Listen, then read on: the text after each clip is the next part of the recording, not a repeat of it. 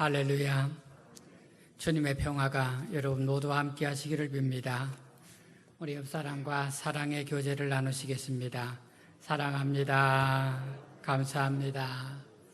서로 주의 이름으로 축복합시다. 건강하시게요. 모내기에 수고하신 우리 모든 성도님들을 주의 이름으로 축복합니다.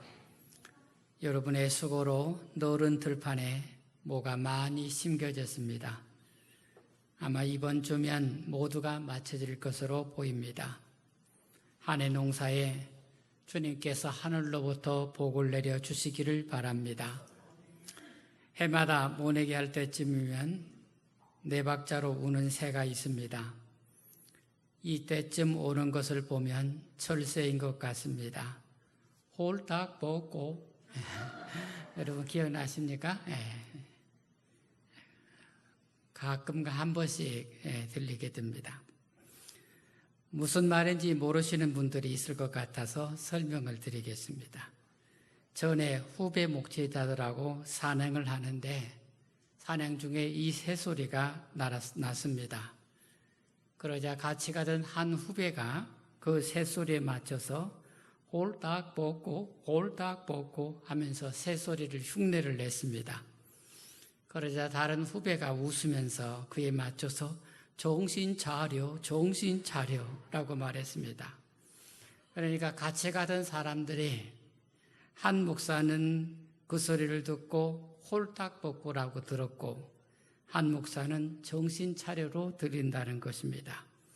이 두 사람이 새소리에 맞춰서 하나는 홀딱 벗고 하나는 정신 차려를 반복하니 모두가 배꼽을 잡고 웃었습니다. 일부 예배를 마치고 나가시면서 임종일 권사님이 그 새 이름을 가르쳐 주셨는데 후르티라는 새랍니다. 후르티라고, 그 새 이름이 후르티라고 합니다. 생각해 보니 홀딱 벗고와 정신 차려는 서로 반대되는 것 같지만 둘 다 우리의 삶을 말하는 것입니다. 우리 중에 어떤 분들은 홀딱 벗고 살고 싶으신 분이 있고 어떤 분들은 정신 바짝 차리고 살고 싶은 분들도 있습니다. 여러분은 어느 쪽입니까? 홀딱 벗고 살고 싶으세요? 정신 바짝 차리고 살고 싶으세요? 어느 쪽입니까? 저는요 홀딱 벗고 쪽입니다. 제 아내는 제가 생각하기에 정신 차리고 쪽입니다. 그래 한 집에서 둘이 살아갈 때 하나는 서로 좀 달라야죠. 한쪽으로 치우치면 조금 문제가 있지 않을까 생각도 합니다. 그리스도인의 삶은 모두가 성령이 인도하시는 삶입니다. 그리고 성령이 인도하시는 삶은 이 두 가지 홀딱 벗고와 그리고 정신 차려와 다 연관이 있습니다. 언뜻 보기에 그리스도인은 홀딱 벗고 사는 것이 아니라 정신 차리고 사는 것이라고 생각할 수 있습니다. 하지만 좀 더 생각해 보면은 다 의미가 있다는 것을 찾게 되겠습니다. 먼저 여러분과 홀딱 벗고 사는 것에 대해서 같이 나눠보겠습니다. 여러분 이 말씀은 우리 몸에서 옷을 다 벗고 살자는 그렇게 이야기하는 것은 아닙니다. 본래 아담과 하와는 에덴 동산에서 홀딱 벗고 살았습니다. 그리고 죄를 지은 다음에 나뭇잎으로 옷을 만들어서 입었다. 그렇게 성경은 말하고 있습니다. 홀딱 벗은 것이 인간의 본래의 모습이라는 것입니다. 원래 인간은 다 벗고 산 것입니다. 여러분 이 벗고 산다는 의미가요. 하나님 앞에서 인간의 실존을 말하고 있는 것입니다. 하나님 앞에 선 인간은 격식을 갖추고 자기를 감추고 그렇게 하나님 앞에 나타나는 것이 아니라 있는 그대로의 모습으로 가감없이 하나님 앞에 다 드러내는 존재라는 그것이 홀딱 벗고 에덴 동산에서 최초에 하나님께서 만드신 사람의 모습입니다. 그래서 인간이 자기를 꾸미고 장식하고 그래서 하나님 앞에 나타나는 것이 아니라 있는 그대로의 모습으로 인간은 하나님 앞에 살아간다, 가야 된다. 그것이 에덴 동산에서 벌거벗었다는, 인간이 벌거벗었다는 의미가 되겠습니다. 여러분, 오늘 성경 말씀 22절, 너희는 유혹의 욕심을 따라 썩어져가는 구습을 따르는 옛사람을 벗어버리고, 우리가 홀딱 벗어버려야 할 옛사람이 있다고 하십니다. 그리스도인이 되기 전에 우리가 다 벗어버려야 될 옛사람이 있다는 것입니다. 이 옛사람은 사람의 욕심에서 나오는 사람이에요. 옛사람은 사람의 욕심으로부터 나오는 것입니다. 이 욕심 때문에 수많은 유혹들을 받게 됩니다. 욕심 때문에 유혹을 받게 되고 그 유혹에 시달리면서 살아가는 것입니다. 그 유혹에 시달리면서 살아가는 형태를, 그것을 구습이라고 말하고 있습니다. 그리스도인이 되기 전에 옛날의 삶의 방식이 구습입니다. 옛날의 행동 양식이고, 그리고 죄 가운데 살았던 그런 삶이 구습이 되겠습니다. 이런 것을 다 벗어버려야 된다. 이것을 다 홀딱 벗어야 된다고 가르치고 있습니다. 그래서 여러분, 그리스도인으로서 우리가 홀딱 벗는다는 말은요, 부끄러운 것이 아니라 마땅한 것이고 당연한 것입니다. 우리가 그리스도인으로 되기 전에 옛날 모든 것들은 다 벗어버려야 한다는 것입니다. 여러분, 우리가 세상을 살아가는데요, 세상을 살아가는 모든 사람에게는 두 가지가 있습니다. 하나는 가면입니다. 그리고 또 하나는 그림자입니다. 여러분, 모든 사람에게는 가면이 있고 그림자가 다 있는 것입니다. 먼저 가면을 쓰고 살아가는 것에 대해서 생각해 보겠습니다.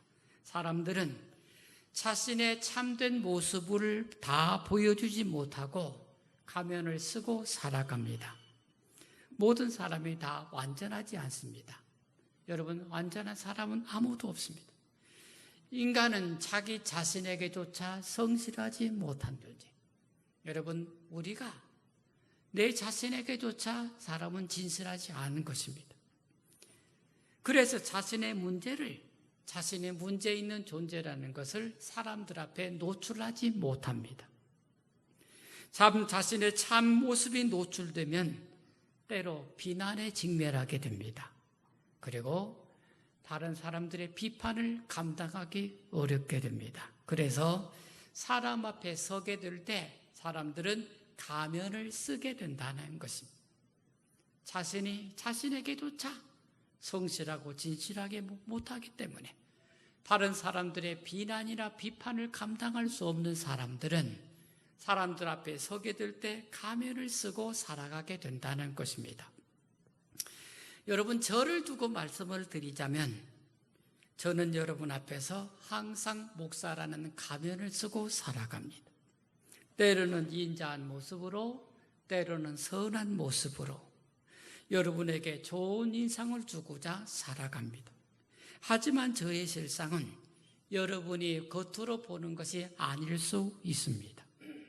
저 자신이 보기에도 저는 이기적이고 문제투성이 인간입니다.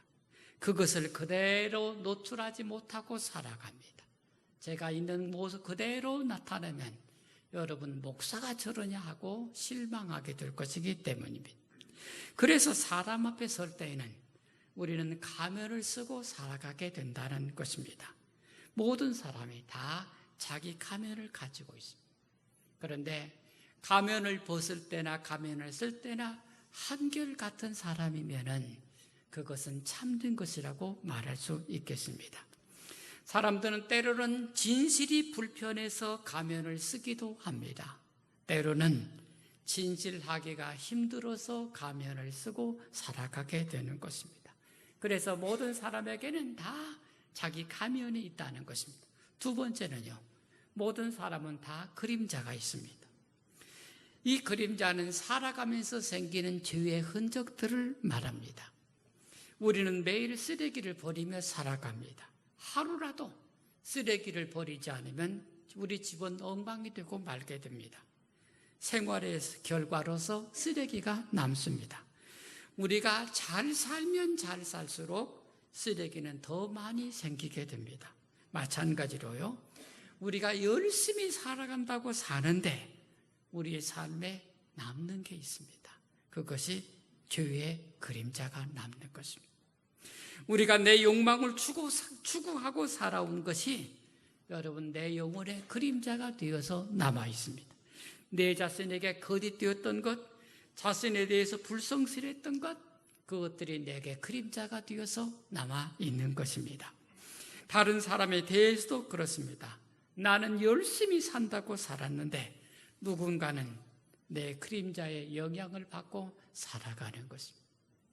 내게는 나를 위해서 성실하게 살아, 나를 위해서 열심히 살았어요. 나를 위해서 수고를 많이 했어요.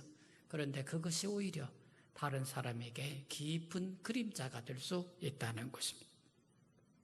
내 삶이 남에게 피해가 된 적이 있는 것입니다. 누군가를 오해와 편견으로 대한 것들, 누군가를 사랑하지 못하고 미워했던 것들, 그것은 다 없어진 것이 아니라 내 안에 그림자로 남아 있다는 것입니다. 우리는 모두 다 이 가면과 그림자를 다 갖고 있는 것입니다. 우리가 다 이 가면과 그림자를 입고 살아가고 있는 것입니다. 그래서 여러분, 옛사람을 벗어버리고 홀딱 벗고는 부끄러운 것이 아니라 모두가 참된 나를 찾기 위해서 벗어야 마땅할 것들을 벗어버리는 것을 뜻하는 것입니다. 홀딱 벗고는 내 안에 있는 이 가면과 그림자, 내 안에 있는 거짓된 것, 옛사람을 완전히 벗어버리는 것을, 그것을 뜻하고 있는 것입니다. 몸을 씻기 위해서 우리는 못을 벗죠. 몸에 붙은 때까지도 다 씻어냅니다. 그런 것들은 다 내 몸이 아닌 것입니다.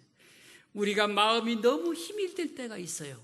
그때는요, 내가 쓴 가면과 내가 지은 그림자가 너무 무겁기 때문에 그렇습니다. 내가 너무 무거워. 내 가면의 무게, 그리고 내 그림자의 무게가 너무 무거워서 여러분, 그것이 나를 힘들게 할 때도 있는 것입니다. 그래서 홀딱 벗어버리고 싶은 것은요, 단지 삶의 의무감에서 벗어나는 것뿐만이 아니라 자유하고 싶다, 그런 뜻만이 아니라요, 홀딱 벗고는 방종을 의미하는 것이 아닌 것입니다. 내가 아닌 모든 것들을 벗어버리고 참된 나로서 살아가고 싶다는 몸부림인 것입니다. 내가 아닌 모든 것, 내게 있는 거짓된 것, 내게 있는 위선된 것, 이런 것들을 다 옛사람의 모양으로서 다 벗어버리고 정말로 내가 가지고 있는 진실, 내 안에 있는 참된 그 참된 것으로 그 참된 나로서 살아보자 하는 것이 이 홀딱 벗고 옛사람을 벗어보려고 하는 말씀의 뜻이 되는 것입니다. 그런 의미에서 우리 한산교회 모든 성도님들이 홀딱 벗고 하나님 앞에서 성령 받은 사람으로서 자유롭게 세상을 살기를 주의 이름으로 축원합니다. 이제 정신 차려를 생각해 보겠습니다. 여러분, 사람이 어떤 존재냐를 말할 때요, 여러분 성경에서 수도 없이 예가 있지만요, 오늘 저는 누가복음 15장에 나오는 두 아들을 생각해 보겠습니다. 둘째 아들이 아버지 돈을 가지고 집을 나갔어요. 그래서 도시에 나가서 허랑방탕해서 다 탕진했습니다. 돈이 떨어지자 이 아들이 돼지를 치는 집에 일꾼으로 들어갔습니다. 돼지 우리에 누워서 하늘을 바라보다가 내가 왜 이렇게 되었는가 비로소 돌아보기 시작합니다. 아버지 집이 생각나서 눈물이 고였습니다. 그때가 바로 이 둘째 아들이 정신 차린 때입니다. 그런데 여러분, 이 둘째 아들과 비교해서 큰아들은 어떨까요? 정신 차리고 사는 것일까요? 아버지 집에서 아버지 모시고 사니 정신 차리고 사는 것일까요?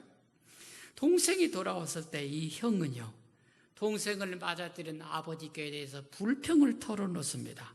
아버지는 돈을 가져다가 창녀와 놀아난 이 동생을 위해서는 소를 잡아주시고 나를 위해서는 내 친구들과 지내라고 염소 한 마리도 안 주셨다고 불평을 털어놓습니다. 그러니 여러분, 이 큰아들은 대부분 우리 자신들을 상징합니다. 대부분 우리들은 둘째 아들이 아닙니다. 우리는 대부분 다 큰아들의 모습으로 세상을 살아갑니다. 그런데 여러분, 그것이 정신 차리고 살아가는 것이 아니라는 뜻입니다. 아버지 집에서 아버지 모시고 살았다고 그게 정신 차리고 살아가는 게 아니라는 것입니다. 사람들이 정신 차리고 살기는 하는데 자신의 이익에 눈을 부릅뜨고 살아갑니다. 자신의 손해볼 일은 전혀 하지 않고 살아갑니다. 손해볼 일 하지 않으려고 정신 바짝 차리고 살아갑니다. 여러분, 성경은 그것을 정신 차리고 살아가는 것이 아니라고 말씀하는 것입니다. 정신 차리고 사는 것은 그런 정신을 말하는 것이 아니라는 것입니다. 그렇습니다. 여러분, 정신 차린다는 말은 삶의 새로운 눈이 열리는 것을 뜻합니다. 모든 것이 새롭게 보인다는 것입니다. 모든 관계가 새로워지는 것입니다. 존재가 새로워지는 것을 말하는 것입니다.